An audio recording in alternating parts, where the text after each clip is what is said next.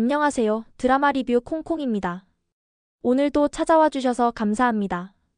신여진은 은총이를 구하나 앞에서 납치하고 구하나는 곧바로 경찰서로 달려가 신고하지만 신여진은 오히려 구하나를 아동학대범으로 몰아가며 반격을 하게 됩니다.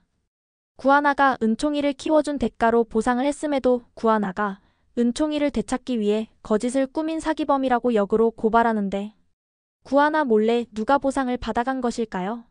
구하나가 모르는 비밀이 그녀를 기다리며 긴장감이 최고조로 치닫습니다. 구독과 좋아요 꾹 눌러주시고 끝까지 시청해주세요. 신여진은 은총이의 안정을 위해 황진구와 윤세영의 결혼을 재촉하고 은총이를 입양하고 혜성그룹 후계자로 황진구로 지목합니다. 윤세영은 신여진의 제안을 받아들여 빨리 결혼하는 게 좋겠다고 하지만 황진구는 그럴 수 없다고 파혼을 선언합니다. 최명진은 이게 무슨 개뼈다귀 같은 소리냐며 악을 쓰고 윤세영도 따로 얘기하자며 크게 화를 내죠. 황진구가 윤세영을 질린 눈으로 바라보며 널 사랑하지 않아.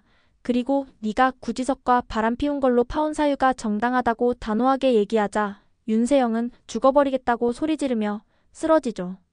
그리고 갑자기 하혈을 합니다. 최명진은 윤세영을 데리고 산부인과로 향하고 윤세영은 최명지의 조언대로 가짜 임신과 눈물쇼를 해서 황진구의 발목을 잡을 생각을 합니다. 넌 평생 내가 잡은 발목에 묶여 살아가게 될 거야. 한편 은총이는 소아우울증이 날로 심해져 유치원에도 가지 못하는 상황이 됩니다. 신여진의 집으로 왕진을 온 의사의 물음에 묵묵부답으로 일관하는 은총이에게 하나이모를 보여주는 게 제일 좋은 치료라고 하지만 신여진은 그런 치료에 관심조차 두지 않습니다. 그 외 놀이치료, 그림치료 그리고 동물 교감이 도움이 된다는 소견을 듣게 됩니다. 그러던 중 방울이 할머니가 윤세영이 임신 소식을 듣고 신여진의 집을 방문하게 되고 은총이가 얄리를 보러 방울이 할머니 집에 따라가고 싶다고 말합니다. 신여진에게 비밀로 한 채 은총이는 방울이 할머니와 함께 구하나 집으로 향했고 그곳에서 구하나에게 전화를 걸어 하나이모를 기다렸습니다. 신여진은 신방울에게 전화를 걸었지만 그녀가 전화를 받지 않자 불안해하고 이를 본 최명진은 귀신처럼 촉을 발동해 아무래도 신방울과 은총이가 구하나 집에 간 것 같다고 짐작합니다. 신여진은 장 비서와 함께 구하나의 집으로 향했고 결국 그곳에서 은총이가 구하나를 만나기 전 강제로 은총이를 안아 구하나의 집에서 데리고 나옵니다. 신방울은 신여진의 지독한 행동에 충격을 받아 황급히 그녀를 막아보려 하지만 신여진은 차갑게 신방울을 쏘아보며 은총이를 데리고 사라집니다. 한 발 늦게 도착한 구하나와 황진구는 골목길에서 은총이의 울음소리를 듣고 신여진의 차로 달려갑니다. 구하나와 황진구는 신여진의 차를 가로막고 창문을 두드리며 은총이를 보내달라고 울며 매달리고 은총이는 울고 소리를 지르며 차문을 열려고 시도합니다. 하나 이모한테 보내주세요 애원했지만 신여진은 차를 출발시켜 두 사람을 떼어놓고 사라집니다. 다음 날 구하나는 신여진의 집으로 찾아갔습니다.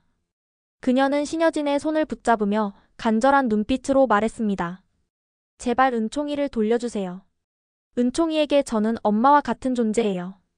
아이를 위해서라도 제게 보내주세요.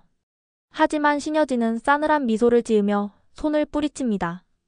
넌 은총이를 위해 할 수 있는 게 없어. 오히려 아이를 힘들게 하는 건 너야. 그러니까 이쯤에서 그만해. 더는 은총이에게 접근하지 마. 내가 정말 은총이를 위한다면 연을 끊어주길 바란다. 구하나는 눈물을 머금으며 마지막까지 애원했지만 신여진은 단호했습니다. 결국 구하나는 이 사실을 경찰에 신고했고 경찰은 신여진의 집으로 출동합니다. 하지만 신여진은 이미 모든 상황을 대비해 변호사를 선임한 상태였습니다. 변호사는 경찰 앞에서 냉정하고 차분하게 그리고 신여진의 뜻대로 거짓말을 합니다.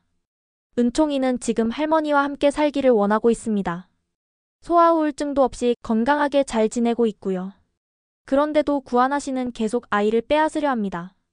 이건 명백한 허위 신고이며 오히려 저희는 구하나 씨를 아동학대와 사기 혐의로 고발하겠습니다. 구하나는 충격을 받았고 경찰은 양측의 진술을 듣고 한동안 신중한 태도를 보였지만 결국 경찰은 법원의 판단이 필요하다는 이유로 구하나에게 은총이에 대한 접근 금지 명령을 내리게 됩니다. 신여진의 반격으로 상황이 점점 더 꼬이기 시작했습니다. 한편 신여진은 황진구에게 계속해서 결혼을 압박했습니다. 은총이를 입양하기 위해서는 법적 부부라는 명분이 필요했기 때문이었습니다. 황진구는 완강하게 거부했지만 신여진은 집안 어른들을 동원해 그를 압박하며 선택의 여지를 줄여갔습니다. 너도 알잖아. 어차피 세영이가 진구 내 아이를 가졌고 내가 세영이와 결혼하면 은총이는 안정적인 가정에서 자랄 수 있어. 그러나 황진구는 신여진의 의도를 꿰뚫어보고 싸늘하게 대답했습니다. 이건 은총이를 위한 게 아니라 회장님을 위한 방법입니다.